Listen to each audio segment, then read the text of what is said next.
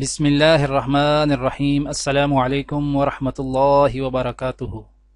آج کی آیات سورۃ البقرہ آیت نمبر 66 اور 67۔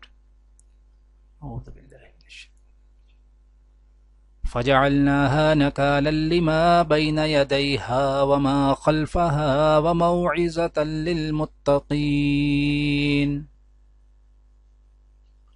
اور اس قصے کو اس وقت کے لوگوں کے لیے اور جو ان کے بعد آنے والے تھے عبرت اور پرہیزگاروں کے لیے نصیحت بنا دیا۔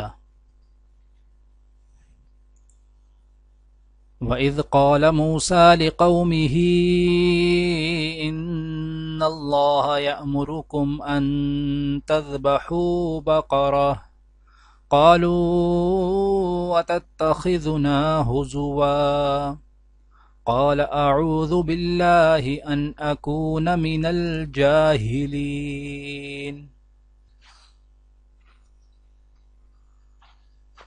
اور جب موسیٰ نے اپنی قوم کے لوگوں سے کہا کہ خدا تم کو حکم دیتا ہے کہ ایک بیل ذبح کرو، وہ بولے کیا تم ہم سے ہنسی کرتے ہو؟ موسیٰ نے کہا کہ میں اللہ کی پناہ مانگتا ہوں کہ نادان بنوں۔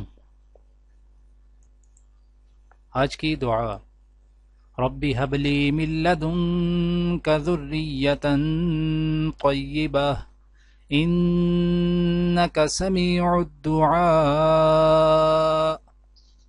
پروردگار اپنی قدرت سے مجھے نیک اولاد عطا کر، تو ہی دعا سننے والا ہے۔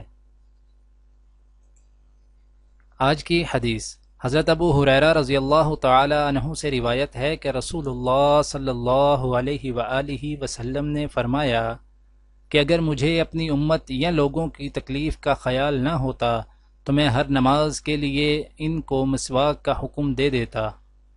دعا ہے کہ اللہ تعالی دنیا اور آخرت کی تمام بھلائیاں عطا کرے، عمل کی توفیق دے۔ سبحان ربک رب العزت عما یصفون وسلام علی المرسلین والحمد للہ رب العالمین، آمین۔